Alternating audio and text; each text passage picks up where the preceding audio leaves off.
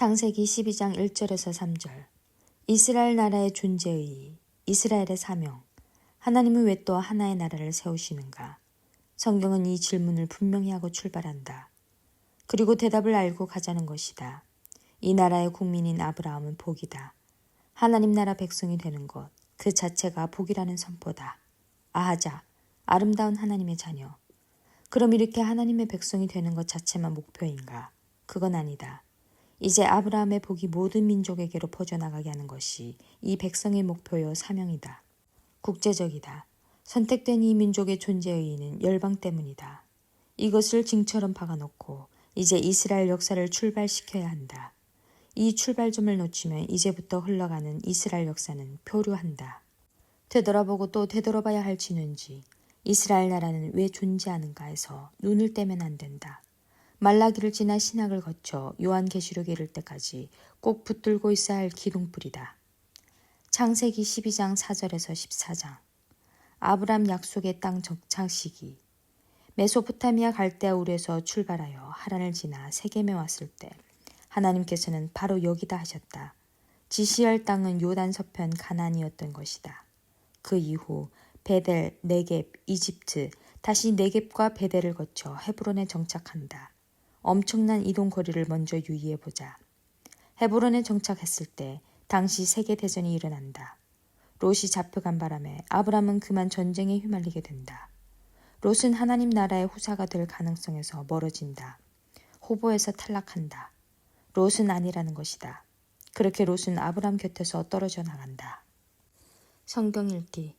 창세기 12장. 하나님이 아브람을 부르시다. 주께서 아브람에게 말씀하셨다. 너는 내가 살고 있는 땅과 내가 난 곳과 너의 아버지의 집을 떠나서 내가 보여주는 땅으로 가거라.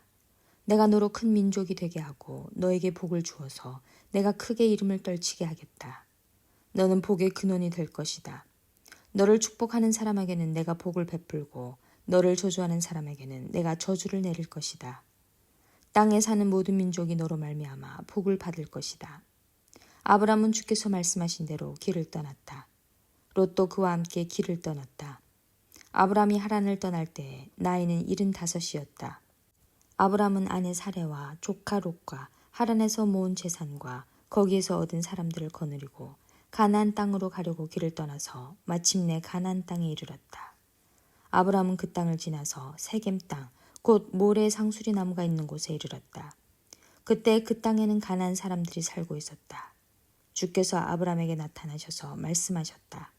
내가 너의 자손에게 이 땅을 주겠다.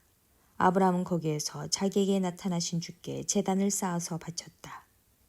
아브람은 또 거기에서 떠나 베델의 동쪽에 있는 산간지방으로 옮겨가서 장막을 쳤다.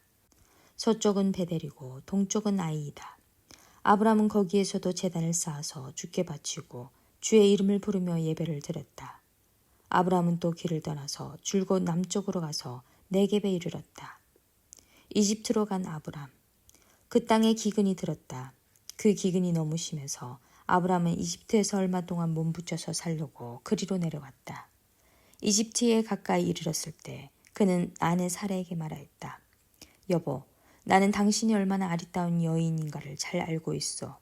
이집트 사람들이 당신을 보고서 당신이 나의 아내라는 것을 알면 나는 죽이고 당신은 살릴 것이요. 그러니까 당신은 나의 누이라고 하시오. 그렇게 하여야 내가 당신 덕분에 대접을 잘 받고 또 당신 덕분에 이 목숨도 부지할 수 있을 거요. 아브람이 이집트에 이르렀을 때 이집트 사람들은 아브람의 아내를 보고 매우 아리따운 여인임을 알았다. 바로의 대신들이 그 여인을 보고 나서 바로 앞에서 그 여인을 칭찬하였다. 드디어 그 여인은 바로의 궁전으로 불러 들어갔다. 바로가 그 여인을 보고서 아브람을 잘 대접하여 주었다. 아브람은 양떼와 소떼와 암나귀와 수나귀와 남녀 종과 낙타까지 얻었다. 그러나 주께서는 아브람의 아내 사레의 일로 바로와 그 집안에 무서운 재앙을 내리셨으므로 바로가 아브람을 불러서 꾸짖었다. 어찌하여 너는 나를 이렇게 대하느냐? 저 여인이 너의 아내라고 왜 일찍 말하지 않았느냐? 어찌하여 너는 저 여인이 내 누이라고 해서 나를 속이고 내가 저 여인을 아내로 데려오게 하였느냐? 자, 내 아내가 여기 있다. 데리고 나가거라. 그런 다음에 바로는 그의 신하들에게 명하여 아브람이 모든 재산을 거두어서 그 아내와 함께 나라 밖으로 나가게 하였다. 창세기 13장. 아브람과 롯이 따로 살림을 내다. 아브람은 이집트를 떠나서 네겝으로 올라갔다. 그는 아내를 데리고서 모든 소유를 가지고 이집트를 떠났다. 조카 롯도 그와 함께 갔다.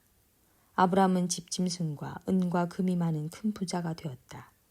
그는 네겝에서는 얼마 살지 않고 그곳을 떠나 이곳 저곳으로 또 돌아다니다가 베델 부근에 이르렀다. 그곳은 베델과 아이 사이에 있는 예전에 장막을 치고 살던 곳이다. 그곳은 그가 처음으로 제단을 쌓은 곳이다. 거기에서 아브람은 주의 이름을 부르며 예배를 드렸다.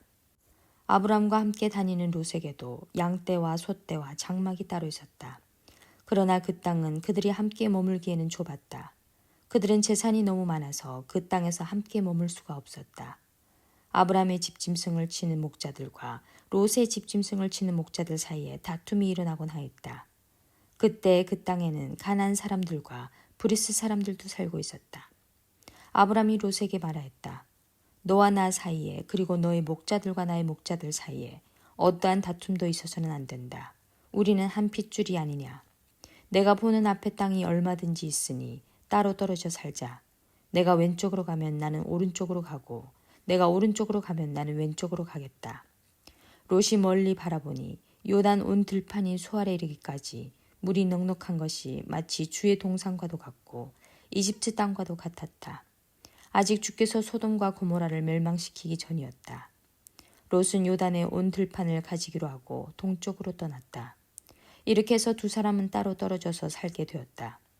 아브람은 가나안 땅에서 살고 롯은 평지의 여러 성읍을 돌아다니면서 살다가 소돔 가까이 이르러서 자리를 잡았다.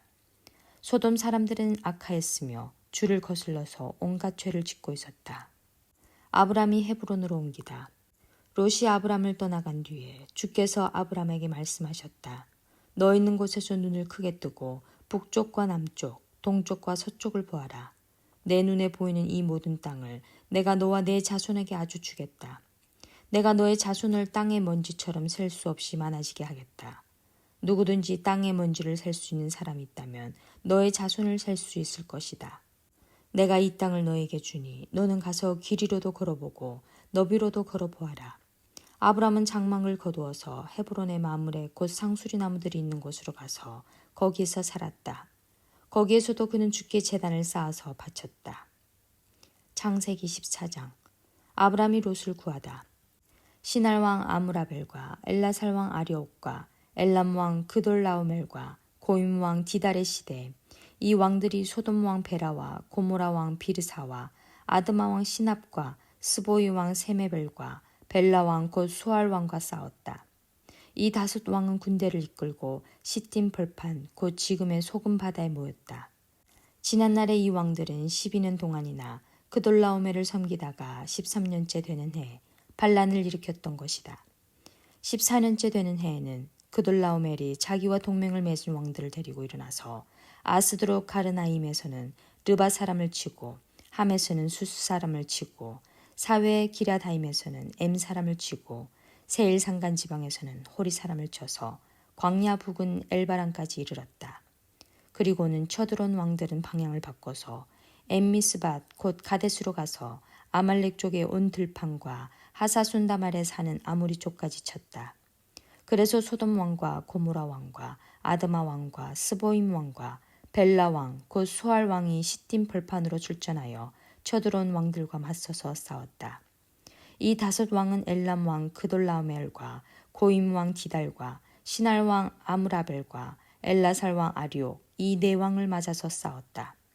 시팀 벌판은 온통 역청 수렁으로 가득 찼는데 소돔 왕과 고모라 왕이 달아날 때 그들의 군인들 가운데서 일부는 그런 수렁에 빠지고 나머지는 산간 지방으로 달아났다. 그래서 쳐들어온 네 왕은 소돔과 고모라에 있는 모든 재물과 먹을거리를 빼앗았다. 아브람의 조카 롯도 소돔에 살고 있었는데 그들은 롯까지 사로잡아가고 그의 재산까지 빼앗았다. 거기에서 도망쳐 나온 사람 하나가 히브리 사람 아브람에게 와서 이 사실을 알렸다. 그때 아브람은 아모리 사람 마므레의 땅 상수리 나무들이 있는 곳에서 살고 있었다. 마므레는 에스골과는 형제 사이이고 아넬과도 형제 사이이다. 이들은 아브람과 동맹을 맺은 사람들이다. 아브람은 자기 조카가 사로잡혀 갔다는 말을 듣고 집에서 낳아 훈련시킨 308명을 데리고 단까지 쫓아갔다. 그날 밤에 그는 자기의 사병들을 몇 패로 나누어서 공격하게 하였다. 그는 적들을 쳐부수고 다마스쿠스 북쪽 호바까지 뒤쫓았다. 그는 모든 재물을 되찾고 그의 조카 롯과 롯의 재산도 되찾았으며 부녀자들과 다른 사람들까지 되찾았다. 멜기세덱이 아브람을 축복하다. 아브람이 그돌라멜과 그의 동맹을 맺은 왕들을 쳐부수고 돌아온 뒤에 소돔 왕이 아브람을 맞아서 사회불판 곧 왕의 불판으로 나왔다. 그때 살렘 왕 멜기세덱은 빵과 포도주를 가지고 나왔다. 그는 가장 높으신 하나님의 제사장이다. 그는 아브람에게 복을 빌어주었다. 천지의 주제 가장 높으신 하나님, 아브람에게 복을 내려주십시오. 아브람은 들으시오. 그대는 원수들을 그대의 손에 넘겨주신 가장 높으신 하나님을 찬양하시오. 아브람은 가지고 있는 모든 것에서 열의 하나를 멜기세덱에게 주었다. 소돔 왕이 아브람에게 말하였다. 사람들은 나에게 돌려주시고 물건은 그대가 가지시오. 아브람이 소돔 왕에게 말하였다. 하늘과 땅을 지으신 가장 높으신 주 하나님께 나의 손을 들어서 맹세합니다. 그대의 것은 실로라기 하나나 신발끈 하나라도 가지지 않겠습니다. 그러므로 그대는 그대 덕분에 아브람이 부자가 되었다고는 절대로 말할 수 없을 것입니다. 나는 아무것도 가지지 않겠습니다. 다만 젊은이들이 먹은 것과 나와 함께 싸우러 나간 사람들, 곧 아넬과 에스골과 마므레에게로 돌아갈 목마는 따로 내놓아서 그들이 저마다 제 몫을 가질 수 있게 하시기 바랍니다.